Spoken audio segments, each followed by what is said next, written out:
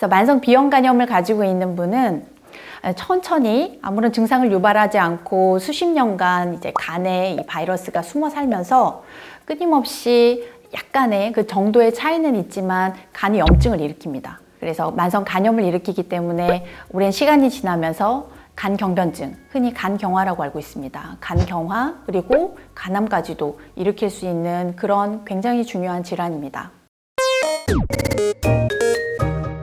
안녕하세요. 서울대학교 병원 소화기내과 이은빈입니다. 오늘은 B형 간염에 대해서 알려드리고자 합니다. B형 간염은 B형 간염 바이러스라고 하는 바이러스에 감염이 되었을 때 발생하는 질환을 의미합니다. B형 간염에는 급성 간염 그리고 만성 간염 두 가지로 분류가 되고요. B형 간염 바이러스에 감염이 된 이후에 6개월 미만 의 상태를 급성 B형 간염 바이러스라고 합니다. 그에 반해 만성 B형 간염 바이러스는 우리나라에서 성인에서 주로 문제가 되는데요. B형 간염 바이러스가 간에 찾아 들어가서 거기에 만성적으로 간염을 일으키는 그런 상태를 만성 B형 간염이라고 합니다. B형 간염은 B형 간염 백신이 지금은 널리 이용이 되고 있는데요. 이렇게 상용화되기 이전인 1980년대에는 우리나라 환자의 대략 10명 중에 1명, 8에서 10% 정도에서 만성 B형 간염을 가지고 있었습니다. 1983년에 국내에서 처음으로 B형 간염 바이러스에 대한 백신이 개발되고 이제 상용이 되기 시작했는데요. 1991년에는 모든 새롭게 태어나는 신생아에서 예방접종을 하게 되는 신생아 예방접종 사업을 시작을 하게 되고요. 그 이후에는 1995년에는 국가 예방접종 사업을 널리 이제 펼치면서 그 이후로는 지금 2000년대 접어들어서는 유병률이 빠르게 감소해서 현재는 2008년 이후에 꾸준히 전체 인구의 3% 정도를 차지하고 있습니다.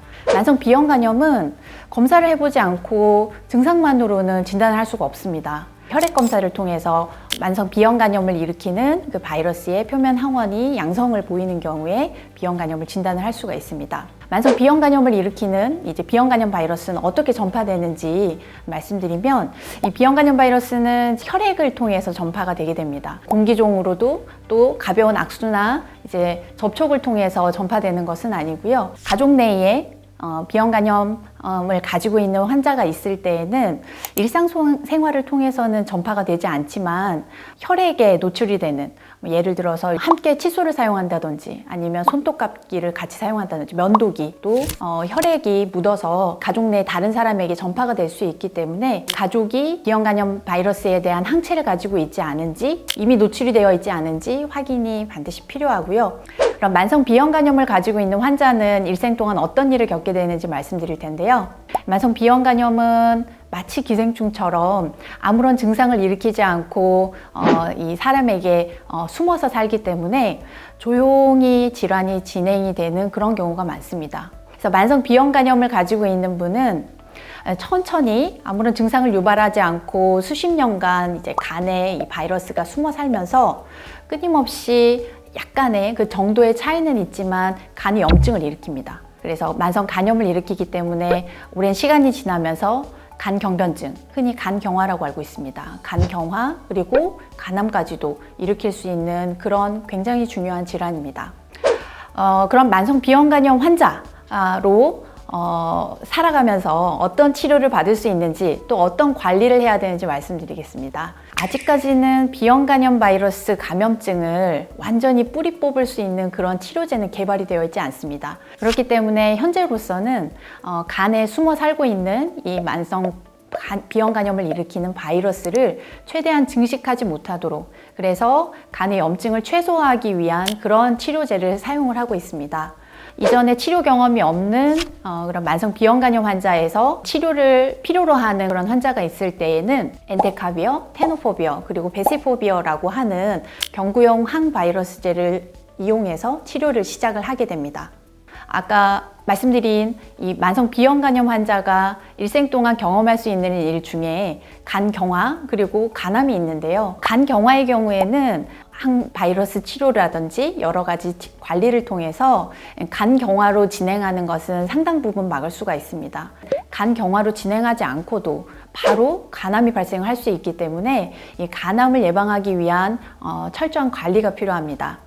먼저 필요한 경우에 이제 간 수치가 상승한다든지 그리고 활동성 비형 간염이 확인이 된다든지 그런 여러 임상 상황이 있는데요. 그런 경우에는 적절히 이른 시기에 항바이러스 치료를 적극적으로 치료 시작하는 것이 중요하겠습니다.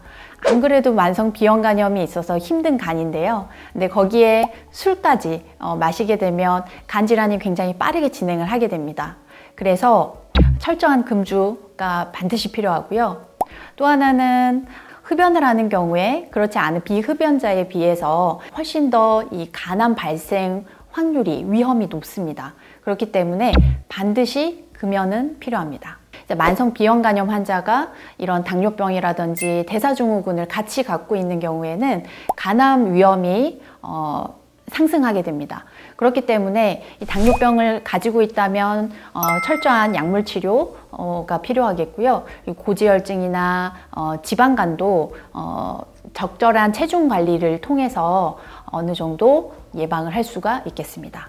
무엇보다 중요한 것은 간암은 100% 예방할 수는 없습니다. 그렇기 때문에 만성 비형 간염 환자에서는 철저한 관리를 하면서 동시에 6개월 간격으로 혈청 알파 태아 단백이라고 하는 간암 표지자 검사입니다. 이 간암 표지자 검사와 함께 간 초음파 검사를 통해서 간암 감시 검사를 주기적으로 철저하게 잘 받으셔야 합니다.